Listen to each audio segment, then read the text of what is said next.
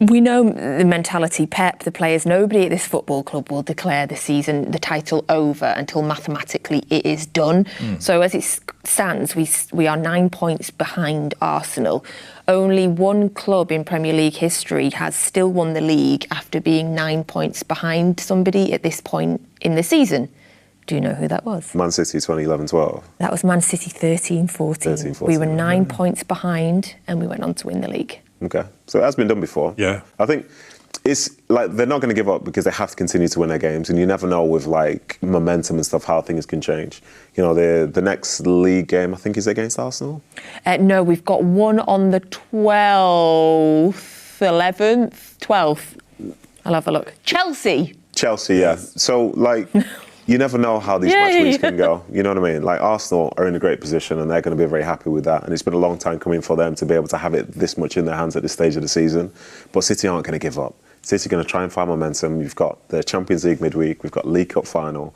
You know, there's the league games as well and the FA Cup. Like this is still poised to where they're still technically in contention for everything.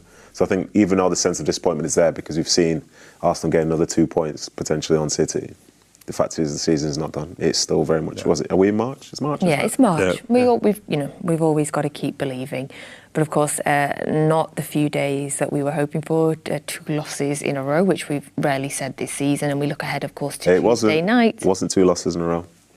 Oh my gosh, we drew! It feels like not 2 losses in a row. Not to fact check you, but no, you're right. It's because I feel like we've lost. Just turn the vibes up just one. No, you're right. 1 degree. Just turn the vibes up just one. I think take a notch. You're 100% right there. I felt like we'd lost. Yeah, it's absolutely not the case.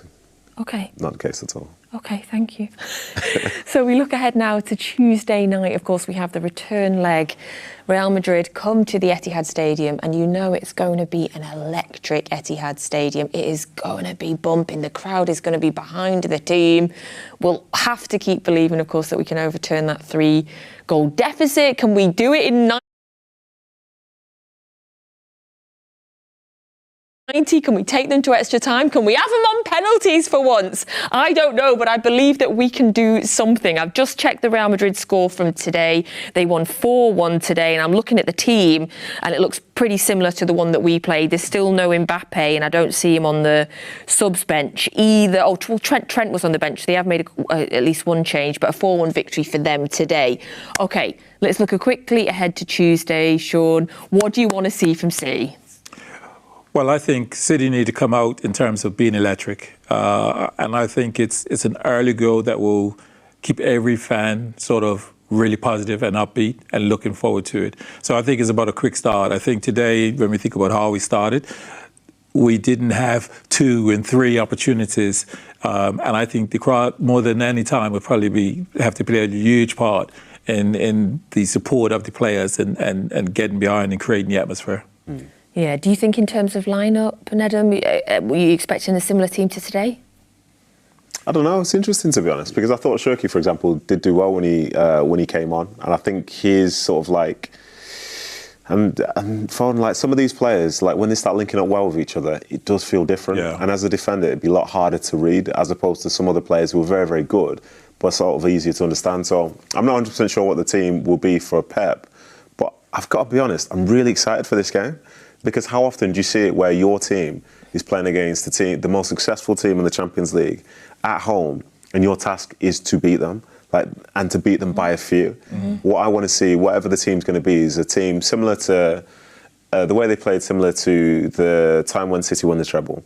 Not necessarily because it was the perfect game, but because it was so aggressive that Real Madrid felt like they were playing against 12. Yeah. And I think for those City players, starting well, trying to be on the front foot and making this team suffer and not be in a rhythm, if they do that, it doesn't really matter who the face is going to be. I think for me, I've still got this feeling it's going to be a good day. Yeah, I completely agree. I want to see a performance. To be fair, that was for me probably the best performance of the Pep era that night when we beat them 4-0, I think, was it? So we did it then. Just that level of intensity. That's the thing. You know what I mean? That's the first half of that game is probably one of the best halves of football I've ever seen. Yeah. And to know that I'm supporting the team that was playing it, yeah. You know what I mean? That felt like a privilege. It doesn't necessarily need to be that now, but the intent can still be very much the same. Yeah. And we've got to believe. There's no other choice. Yeah, we've got to. We've got to. Sean, thank you very much for being here. It's always a pleasure. Thank you. Thank you very much, Ed, and thank you very much as always. Thank you, everybody, for watching Matchday Live. Thank you to Ali and Michael Brown as well, of course, for the excellent commentary. So there isn't another Premier League game now until we face Chelsea in a month's time. That is the 12th of April. And even that fixture could be moved depending on other things as well. So keep an eye. But of course, Tuesday night, we host Real Madrid at the Etihad Stadium. Kel will be in the studio, joined by Izzy and Paul Dickoff. And for the very first time, this is exciting, we'll be joined by our women's player, Sam Kofi. So tune in on Tuesday night. It's going to be a great night. Nedum and I said it is. So thank you very much. Between now and then, let's take a little quick look at the fixtures coming up on City Plus for you. The EDS are back in action on Monday night in the Premier League 2.